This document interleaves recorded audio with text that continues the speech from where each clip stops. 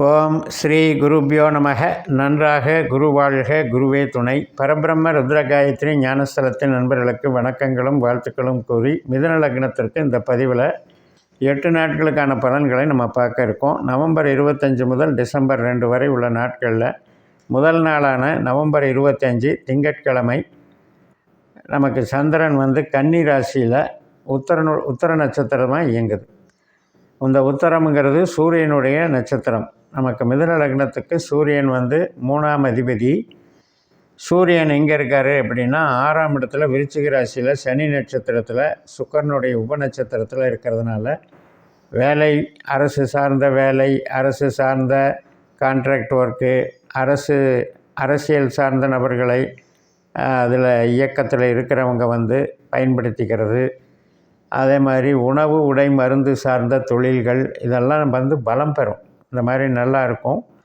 இந்த சூரியன் அனுஷ நட்சத்திரத்தில் இருக்கிறதுனால 10ஆம் இடத்துல இருக்கிற ராகுவும் உத்திரட்டாதி நட்சத்திரத்தில் சனி நட்சத்திரத்தில் இருக்கார்.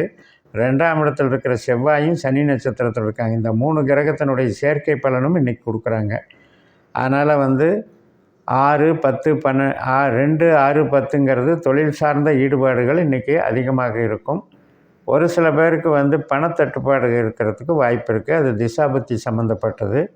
அதே மாதிரி சில வேலைகளில் ஒரு மாற்றங்கள் பண்ணிக்கிறதுக்கான முயற்சிகளுக்கும் வாய்ப்பு இருக்குது. ஒரு சிலர் தொழிலில் இருந்து வேறு லைனுக்கு போவாங்க. ஒரு சிலர் வேலையிலிருந்து ரிலீஸ் ஆகிறதுக்கும் வாய்ப்பு இருக்குது.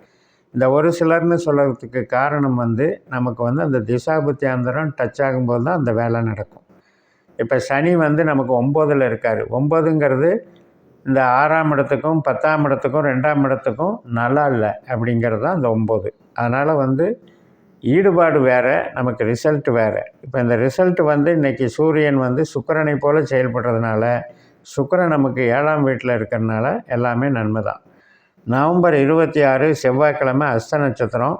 நம்ம மிதுன லக்னத்துக்கு 4ஆம் இடத்துல சந்திரன் இருக்கிறது. வீடு வாங்கிறது, நிலம் வாங்கிறது, வீடு சம்மந்தப்பட்ட வாடகை வாங்கிறது, இது மாதிரியான அமைப்புகள் நல்லாயிருக்கும். ஒரு உற்பத்தி சார்ந்த தொழில்கள், அது ஹோட்டல் தொழிலோ அல்லது மருத்துவ தொழிலோ அல்லது ட்ரெஸ்ஸு மேனுஃபேக்சரிங்கோ இதில் எல்லாம் சாதகமாக இருக்குது. விவசாயத்துக்கு நல்லா இருக்குது.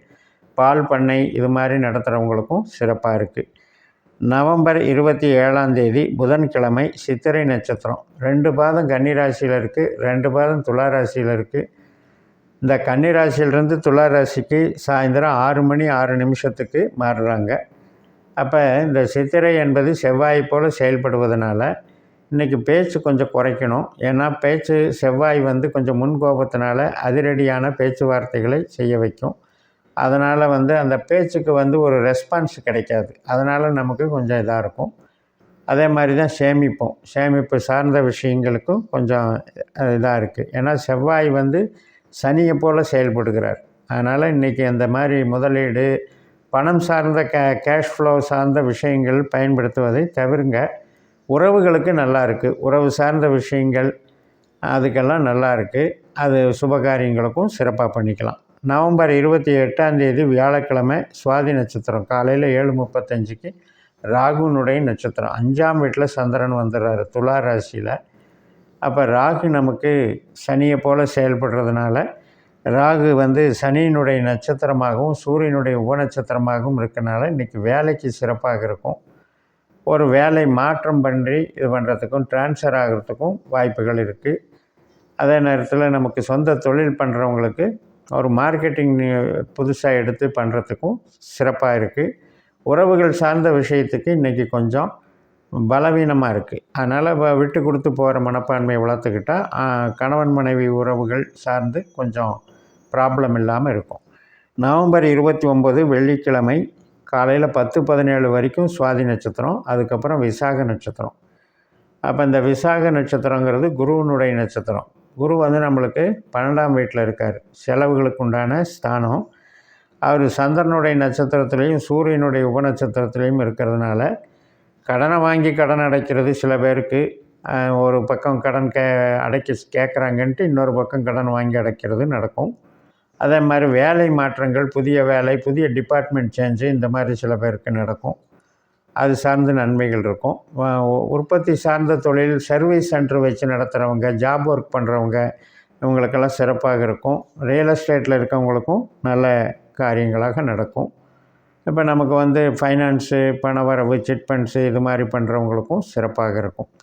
நவம்பர் 30 சனிக்கிழமை காலையில் 6:02 வந்து விசாக 4ஆம் பாதத்துக்கு சந்திரன் போகிறாரு. 5ல் இருக்கிற சந்திரன் 6க்கு போகிறாரு. அப்போ அது வந்து ஒரு பாதம் தானே, அது ஒரு பாதம் வந்து நண்பகல் 12:34 முடிஞ்சு அதுக்கப்புறம் அனுஷ நட்சத்திரம் தொடங்குது. இப்போ இந்த அனுஷ நட்சத்திரங்கிறது சனியை போல் பலன் கொடுக்கும். இப்போ சனி நமக்கு ராகு நட்சத்திரத்தில் பரிவர்த்தனையில் இருக்கிறனாலையும் சந்திரனுடைய உபநட்சத்திரத்தில் இருக்கிறனாலும் இன்றைக்கி வந்து கன்சல்ட்டிங்கில் பண வரவு, கமிஷன் வகையில் பண வரவு, பூர்வீகம் சார்ந்த பண வரவு, இதுக்கெல்லாம் சாதகமாக இருக்குது, நல்லா இருக்குது. இந்த 3 கிரகத்தினுடைய சேர்க்கை பலனும் இன்றைக்கி நடக்கும். கடகராசியில் இருக்கிற செவ்வாய், நமக்கு வந்து விருச்சிக ராசியில் இருக்கிற சூரியன் மற்றும் மீன ராசியில் இருக்கிற ராகு, இந்த 3 கிரகங்களும் நமக்கு சேர்ந்து பலனை கொடுக்குது. அப்படிங்கும்போது நமக்கு இன்றைக்கி ஏதோ ஒரு வகையில் பணவரவு சிறப்பாக இருக்குது. அது தந்தை வழி, சகோதர வழி, இப்போ புதிய தொழில் சார்ந்த நபர்கள் வழி, கஸ்டமர் வழி, இதெல்லாம் நல்லாயிருக்கு. டிசம்பர் 1 ஞாயிற்றுக்கிழமை அனுஷ நட்சத்திரம் முடிஞ்சு மதியம் 2:23 கேட்டை நட்சத்திரம் தொடங்குது. நமக்கு 6ஆம் இடத்துலையே தான் புதனும் இருக்கார். தன்னுடைய சொந்த நட்சத்திரமான கேட்டையில் தான் இருக்கார். புதன் வந்து புதனுடைய நட்சத்திரத்தில் ராகுனுடைய உபநட்சத்திரத்தில் இருக்கிறனால இன்றைக்கி வேலைகள், சர்வீஸ் வேலைகள்லாம் சிறப்பாக இருக்கும். உற்பத்தி சார்ந்த தொழில், ஜவுளியாக இருக்கட்டும், உங்களுக்கு எலக்ட்ரானிக்ஸ் குட்ஸாக இருக்கட்டும், பைப்பு லைனு, ப்ளம்பிங் ஒர்க்கு, இது சார்ந்த வேலைகளில் இருக்கவங்க, சாஃப்ட்வேரில் இருக்கவங்க எல்லாத்துக்குமே சிறப்பாக இருக்கும். இன்றைக்கி வந்து தொழில் நல்லாயிருக்கும், பண வரவு அதிகரிக்கும், வளர்ச்சிகள் வந்து சிறப்பாக இருக்கும், புதிய திட்டங்கள் பயன் தரும். டிசம்பர் 2 திங்கட்கிழமை மதியம் 3:45 வரைக்கும் இந்த கேட்ட நட்சத்திரம் இருக்குது. அதுக்கப்புறம் சந்திரன் வந்து 8க்கு போகிறார், 7க்கு போகிறார். 6லேருந்து 7ஆம் இடமான தனுசு ராசிக்கு போகிறார், மூல நட்சத்திரம். இப்போ இந்த மூல நட்சத்திரத்தில் வந்து கேதுவும் போல செயல்படுறாரு. கேது வந்து அஸ்த நட்சத்திரத்தில் இருக்கார். ஈவினிங் 6:37 அவர் வந்து உத்தர நட்சத்திரம் 4ஆம் பாதத்துக்கு மாறுறாரு. இந்த கேது மாறுவதற்குண்டான தனி பலன்களை எல்லாம் நான் போட்டிருக்கேன். அது வந்து சூரிய சாரத்தில் அது எப்படி செயல்படுது அப்படிங்கிறது.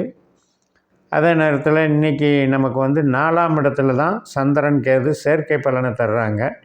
அதனால் குடும்பத்தில் தேவையில்லாத வதந்தி, கலகம், குழப்பம் இதெல்லாம் கொஞ்சம் காதில் வாங்கி வாங்காமல் போய்க்கணும்.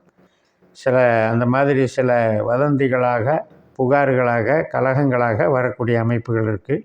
தாயாரினுடைய உடல் நலத்தில் கவனம் தேவை. அதே மாதிரி தாய்மனை, பூமி, வீடு, வாகனம், தன் சுகம், தன் வித்தை அப்படிங்கிற அந்த 4ஆம் இடத்துல கேது இருக்கிறதுனால சில சஞ்சலங்கள், கேது யார் ஜாதகத்தில் எல்லாம் கெட்ட தன்மையாக இருக்கோ அதெல்லாம் சஞ்சலங்களை கொடுக்கும். நல்ல தன்மையாக இருக்கும்போது ஒன்றும் பெருசாக பாதிக்காது.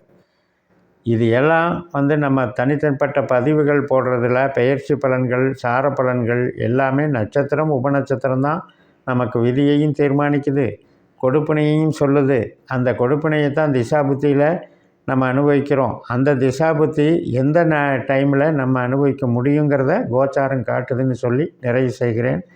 இந்த சேனலை சப்ஸ்கிரைப் பண்ணி ஷேர் பண்ணுங்கள். உங்கள் தனிப்பட்ட ஜாதக பலாபலன்களை என்னுடைய வாட்ஸ்அப் நம்பரில் தொடர்பு கொண்டு பலன் பெறுங்கள். உங்களிடமிருந்து விடைபெறுகிறேன். உங்கள் ஜெயம் எஸ். நன்றி, வணக்கம்.